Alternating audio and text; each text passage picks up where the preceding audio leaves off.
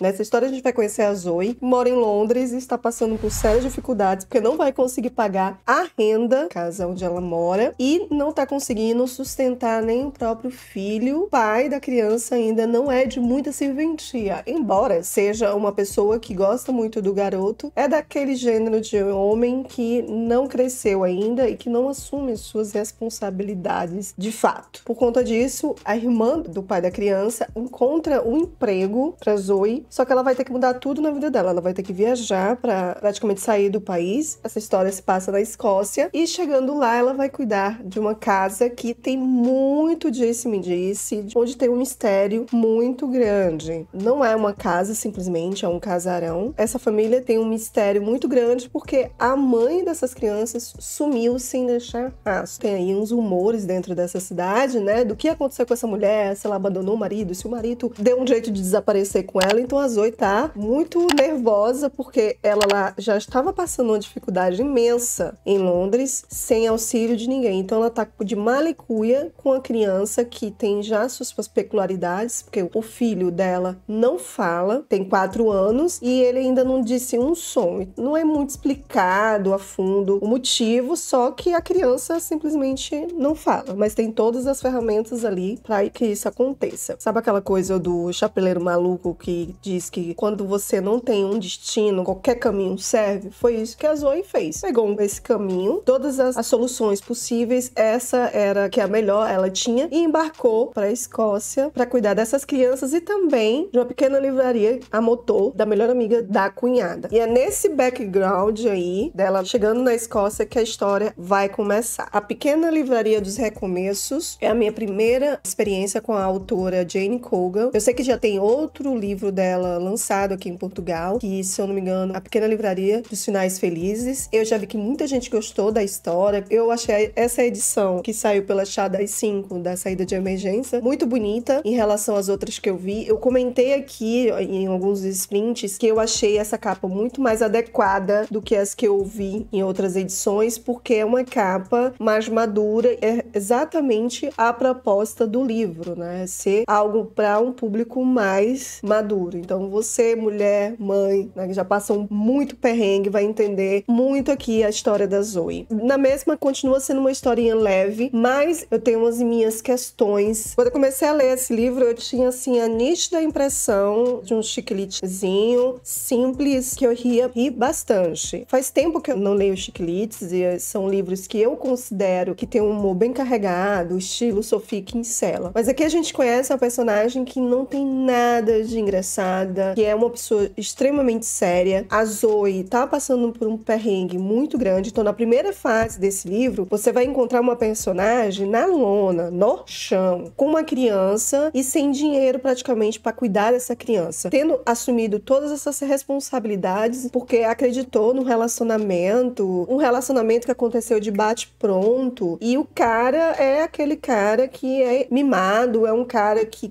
custou a crescer, assumir suas responsabilidades. É um bom pai no sentido que ele se importa com a criança, a gente vai ver isso sempre ao longo do livro, mas se importa com a criança. Sabe quando você vê um sobrinho teu e aí tu, brinca, aquela coisa? É assim que ele vê o filho. A Zoe já é aquela pessoa que já não tem esperança de reatar esse relacionamento e está a portas de ser despejada. Aí entra em cena, como bom e responsável que é, o cara vai procurar ajuda, não nos pais, mas em outros familiares. Cara, eu respirei um pouquinho porque eu já vi essa história acontecer, tenho propriedade pra falar. E assim, a Zoe se engana muito em relação a esse cara. Ela tá numa situação que ela não tem nem o que comer, que qualquer coisa que aparecer, ela tá fazendo pra cuidar do filho e pra esse filho não passar necessidade. Surge pra ela uma proposta de emprego na Escócia. E o cara é tão preocupado que ela não precisa assinar nada, sabe? Ele quer só se livrar. E quando ela diz que vai acontecer isso, né? Que ela vai ter que viajar pra poder cuidar dessa criança fora, ele deixa. Ele acha a melhor coisa do mundo, né? Então a Zoe está de mala em cuia, sem certeza nenhuma, sem poder contar com ninguém, com uma criança que tem essa dificuldade de fala, que precisa de um ambiente calmo e estabilizado e que ela possa ter pelo menos a comida do outro dia. Essa é a situação da Zoe nesse momento. Então quando ela parte parte para a Escócia,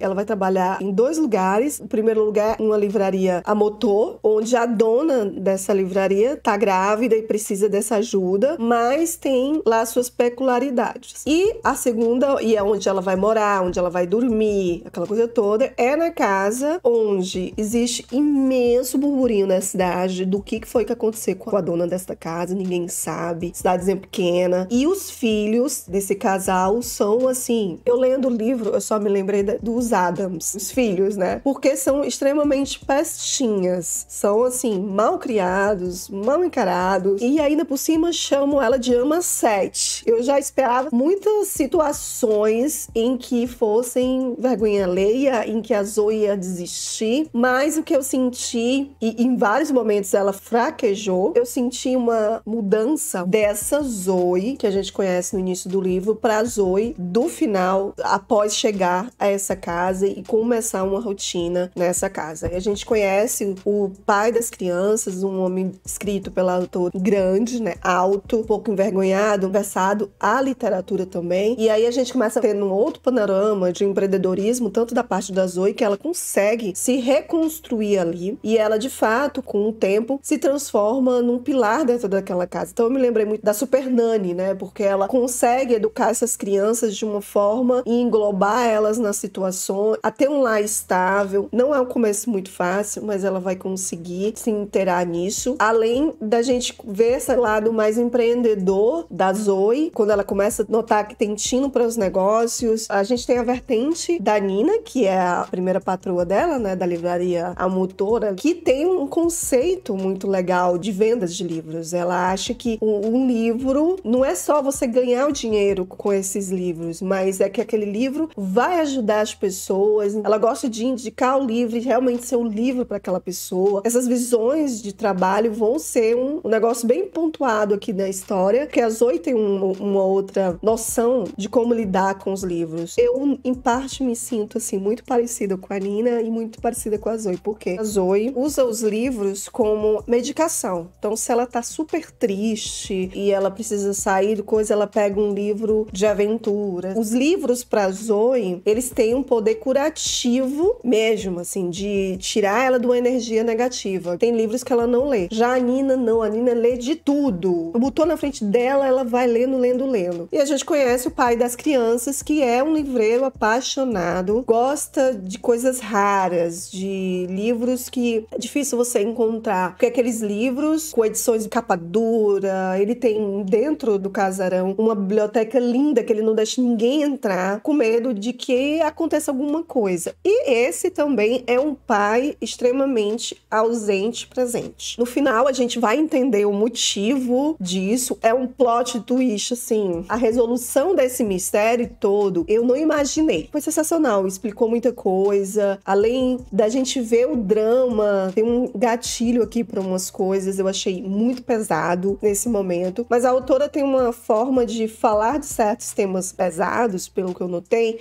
de uma forma tão leve que para alguns leitores isso não foi nada. Mas para mim, o que acontece aqui? Eu gostei bastante do livro. Entrei nessa história sem grandes expectativas, não esperava muita coisa. Eu me senti um pouco decepcionada com o final, porque eu imaginava mais coisas. O interesse casal aqui é muito slow pro meu gosto. E aí quando chega um clímax, né, de relacionamento, que você vê que vai crescendo essa admiração mútua, tem muita coisa que ficou subentendida e que eu acho assim, ela botou muito tema, mas eu acho que se ela tivesse escrito mais 100 páginas, só mais 100, para desenvolver mais alguma coisa aqui, de alguns temas que eu fiquei muito curiosa, o que aconteceu, acho que um prólogo, ao menos se ela tivesse deixado um prólogo do que aconteceu depois dessa situação, eu ia ficar mais satisfeita. Por isso eu dei 3 estrelas no Scooby. Eu criei uma expectativa durante a leitura sobre esse casal. Eu também imaginei que várias coisas terríveis iam acontecer com ela durante a lida com essas crianças, mas só isso que eu tenho a dizer em relação ao final, que pra mim merecia ter um prólogo. Em relação a Zoe, como você você estar num ambiente estável, quanto você ser resiliente. O que mostra pra mim isso, a Zoe é muito resiliente. Então todas as situações que acontecem com ela ruim, tem um jeito dela resolver aquilo dali sem dar responsabilidade ao outro, mas quando ela vê que o outro precisa também assumir a parte da sua responsabilidade, ela sabe pontuar isso. Então a gente vê um crescimento da Zoe que iniciou essa história pra Zoe que vai terminar. E eu achei muito bonito a forma como ela deu um lar e ganhou um lar de volta, e como essa coisa da amizade, companheirismo e do amor aos livros ajudou os personagens, de uma certa forma, se relacionarem, saírem da sua zona de conforto. Me disseram que nesse livro tem muito pouco, e eu notei também, do que fala sobre literatura, que é mais o mercado mesmo de livreiros, o mercado local, dos livreiros pequenos. Tô com muita expectativa para o outro livro dessa autora, que eu espero ver mais sobre essa coisa do amor aos livros. Um alerta pra gente sobre as pequenas livrarias, os sebos, como é importante a gente ir a esses lugares para ajudar as pessoas a esse negócio girar, porque o livro é um grande companheiro nosso, de uma certa forma tem essa afeição. Se você é colecionador de livros, tem aqueles mais clássicos que querem os raros, tem aqueles que querem fazer sua primeira estante, e todos nós acabamos nisso, no amor à leitura, e como isso representa muito a gente. Se você puder ir a uma livraria local da sua cidade e tiver condições, ajude. E se você puder ir a sebos, também vá procurar livros, tenha a sua pequena estante em casa. Eu espero que vocês tenham gostado desse vídeo. Se você gostou, não esqueça de se inscrever nesse canal, caso você ainda não seja inscrito, e de curtir esse vídeo. Vou estar aqui esperando você nesse vídeo. Vamos continuar essa conversa. Não passa pro lado não. Clica aqui, clica.